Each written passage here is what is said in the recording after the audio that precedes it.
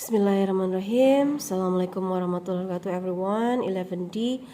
So I'm sorry I cannot attend the classroom today, but I tried to make this video to explain to you about the motion graph for today. So there are two types of the motion graph. The first one is the distance time graph.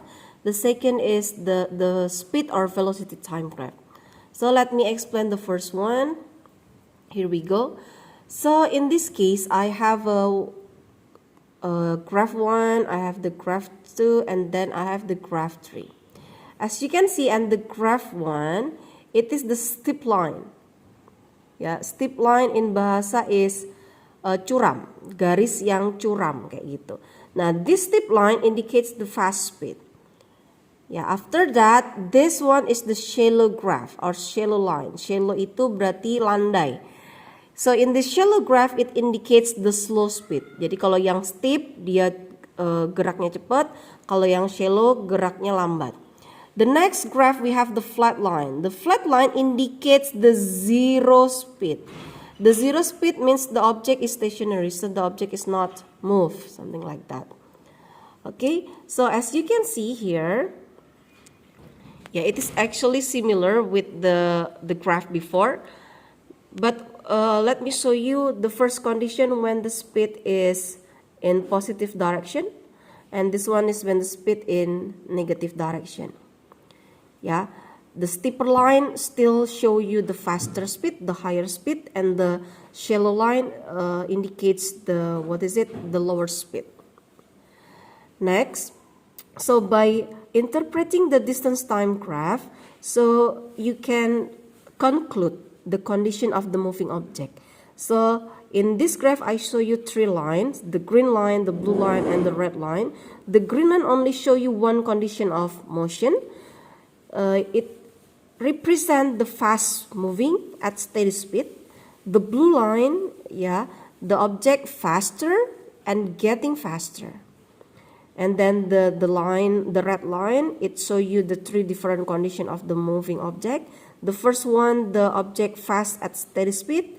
After that, the object in the flat line, this one, stationary or at rest. And after that, it returned to the starting position. Now, the next one here, I show you the journey to the bus stop. So the Tom walked along the straight road from his home, to the bus stop. The questions tell about the total distance covered by the Tom is 160 meters, and you can see also on the graph. So here it is the starting point, so the home, and this one is the ending point, it is the bus stop. So as you can see on the bus stop, the distance that cover it is 160 meters. You can see on the graph also. And then when I put this as A, this one as B, this one as C, and this is D, and the last one is E, so you can observe the different condition of the moving object. So at A to B, Tom walk fast at steady speed, B to C still fast, but in the different direction. So initially A to B, it is positive direction, B to C in different direction, it is minus speed. And then C to D back to the track on positive speed direction. D to E, it is flat line, so Tom stop. Yeah, Tom stop walking, something like that. And then when we compare A to B and C to D, miss, which one faster, miss? Which one faster? You just take a look which one steeper, mana yang lebih curam. So based on my observation right now, C to D faster than A to B. Why? Because C to D steeper than A to B. Okay, so the next interpretation from the distance time, you can determine the speed or velocity by finding the gradient. Gradient, other vocab, is slope. How can we find the gradient? You can find the ratio from rise and run. What is rise? Rise is the change in the y-axis. This one, in this case, it is 40 and 20. The run is the change in x-axis. in this case 4 and 2. So as you can see, the rise in this case is 40 minus 20. The run is 4 minus 2. So the result is 10 meter per second. Okay. The next example. So Miss, how can we determine the slope, Miss? By finding rise over run? Yes. But before that, on the line, on the graph line, actually there are a lot of points. So to find the slope, you just choose only 2 points. Example, I will choose this point, these 2 points. So this is the rise and this is the run. So I have 150 and 100 for rise. I have 3 and 2 for the run. Berarti speednya, so you can find the speed equal to rise, 150 minus 100, over the run is 3 minus 2. So the result of the speed right now is 50 meter per second.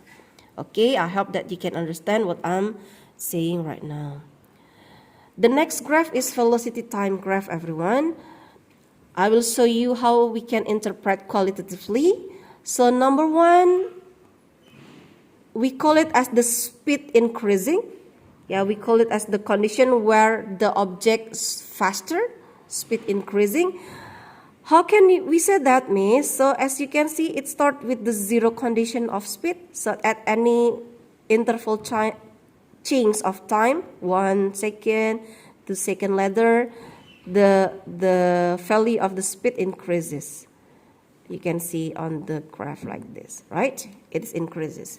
For the second graph, yeah, it shows the decreasing of speed.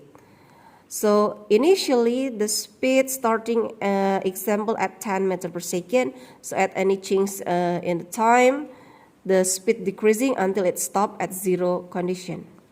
Yeah, at 0 meter per second. So the speed decreasing.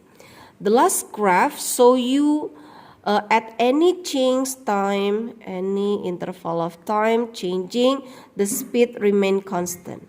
So we can say this condition, the flat line condition from speed indicates the constant speed. Jadi speednya tetap nggak berubah, gitu ya. Okay, so this one is the next condition. Yeah, O to A, as you can see, it is the constant acceleration. Constant acceleration means speeding up, the speed increasing. B to E, flat line, so constant velocity ya, ini flat line. And after that, B to C, deceleration. Deceleration means slowing down or the speed decrease. Okay, so as long as you can understand the characteristic from the line, so you can interpret the graph easily. Okay, so the next one, let me show you the difference between speed and velocity. So as you know, speed is scalar, so it has no negative value, but velocity is vector, so it has negative value. So we compare the graph here. So I have the condition of the object. The object steady speed. Steady speed berarti constant speed. Berarti grafiknya apa teman-teman? Flat lines, right? This is flat lines. And after that, slow down. The object slow down. So decreasing, speed decreasing downward like this. And after that, after reach the highest point, the object stop and then roll back. This is the keyword for speed, for velocity. Then speeding up. Speeding up berarti ya udah naik lagi kalau speed gitu. But in the case of velocity, speeding up with the negative direction of speed like this. Gitu ya, it is different. Okay, the next, how can we interpret the velocity time graph? We can find the total distance by finding the area under the graph. So the line is the red line here. The area under the graph you can see here, it is like a triangle area. The triangle area is a half base times the height. It is the base and then it is the height. So the base is 5, the height is 50. And then the total distance result is 125 meters. Okay, not only the distance, we can find also the acceleration on the speed time graph or velocity time graph by finding the gradient. Gradient tadi rise over run ya. Berarti acceleration can be found using rise over run. Okay, this is the example. As you can see, we want to find the displacement or the area under the graph. Berarti ini apa teman-teman? Rectangle ya. This one is the length and then this one is the width. So the displacement is equal to length times width. The length is 15, the width is 4. So the result is 60 meter. This one is triangle. This is the base and this is the height. Berarti distance-nya a half base time height. Berarti a half 15 times 6. The result is 45.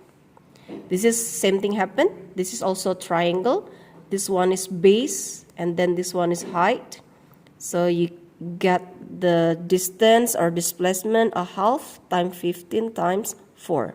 The result is 30 meter. Okay. The last, what is acceleration? Remember, when we want to find the acceleration, it is a slope. So when you discuss about slope, just 2 points on the line. Example, I choose this one. So this is my rise and this is my run. Yeah, acceleration is rise over run. So it is 30 minus 20 over 3 minus 2. So the result is 10